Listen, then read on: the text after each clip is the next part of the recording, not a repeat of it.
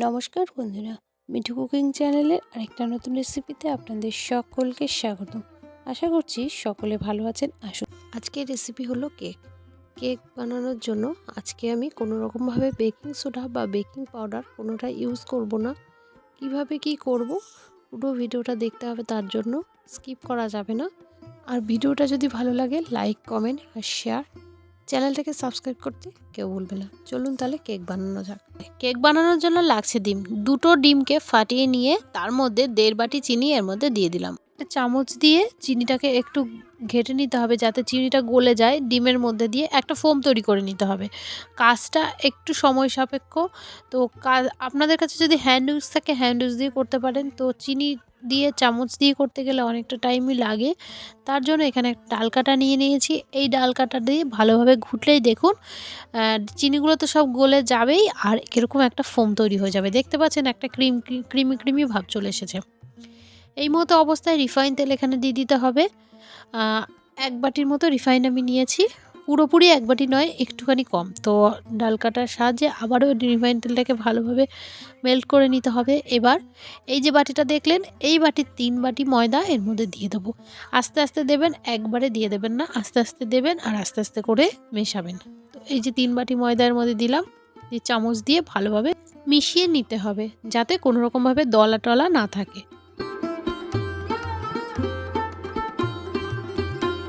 1 packet 10 টাকা দেবেন আমুল দুধ নিয়েছি, সেই আমুল দুধের প্যাকেটটা পুরো এর মধ্যে দিয়ে দেবো।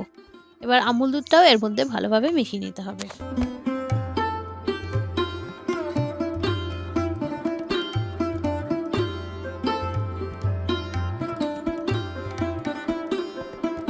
দিয়ে দিচ্ছি 1 চিমটে নুন। নুনটা দিলে স্বাদটা আরও দ্বিগুণ আসবে। এবার নিয়ে নিয়েছি 1 বাটি লিকুইড দুধ। পুরো দুধটাকে ঢেলে দেবো এই মিশ্রণটার মধ্যে, দিয়ে ভালোভাবে ঘেটে নেব।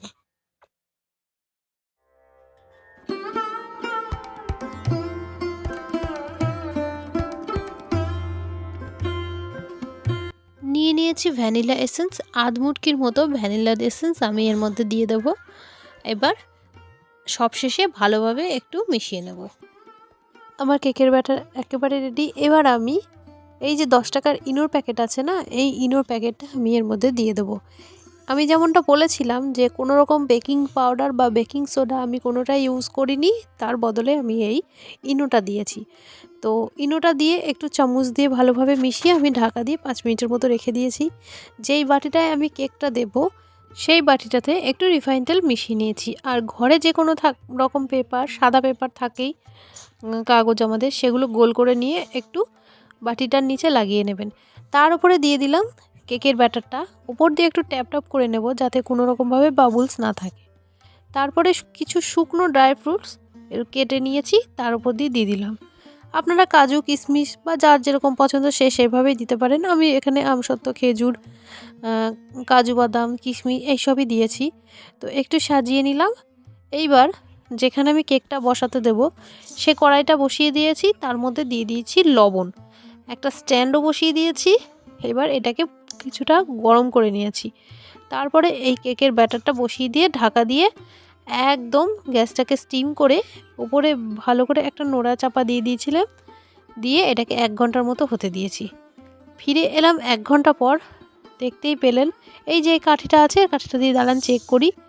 দেখুন ভেতর থেকে কোনো রকম লাম্পস কিন্তু বেরোয়নি, তার মানে এটা রেডি হয়ে গেছে। তো এবার ওখান থেকে নামিয়ে কিছুক্ষণ ঠান্ডা করে নিয়ে তারপরে একটু সাইড দিয়ে ভালো করে ছুরি দিয়ে ঘুরিয়ে নিয়ে এটাকে উপর করে কেটে নেব।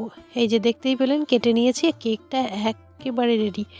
এত সুন্দর গন্ধটা বেরিয়েছে না, আর কত সফট হয়েছে, দাঁড়ান আপনাদের কেটে দেখাচ্ছি। যতক্ষণে কেকটা কাটা হচ্ছে আপনারা ভিডিওটাতে লাইক করেছেন তো? না করলে একটা লাইক করে দিন আর কমেন্ট করে জানান আপনাদের কেমন লাগলো ভিডিও। রেসিপি ভালো লাগলে শেয়ার করতে ভুলবেন না, আর হ্যাঁ, চ্যানেলটাকে অবশ্যই সাবস্ক্রাইব করে দেবেন। তো চলুন একটু আমি টেস্ট করে আজকে রিভিউ দিই। কেক নিয়ে চলে এসেছি আর এবার টেস্ট করব। আমি সচরাচর রিভিউ দিই না আপনাদের, তো আজকে রিভিউটা দেব।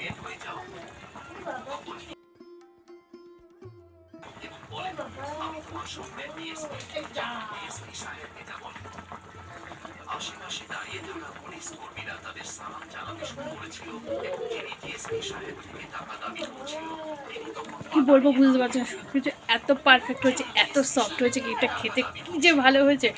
আপনারা কিন্তু অবশ্যই বাড়িতে বানাবেন, আমাকে জানাবেন কমেন্টে। চলুন আজকের ভিডিও এই অবধি, খুব শীঘ্রই আসতে নতুন ভিডিও নিয়ে। ততক্ষণ পর্যন্ত সকলে ভালো থাকবেন, সুস্থ থাকবেন, আর সকলকে অনেক অনেক ধন্যবাদ।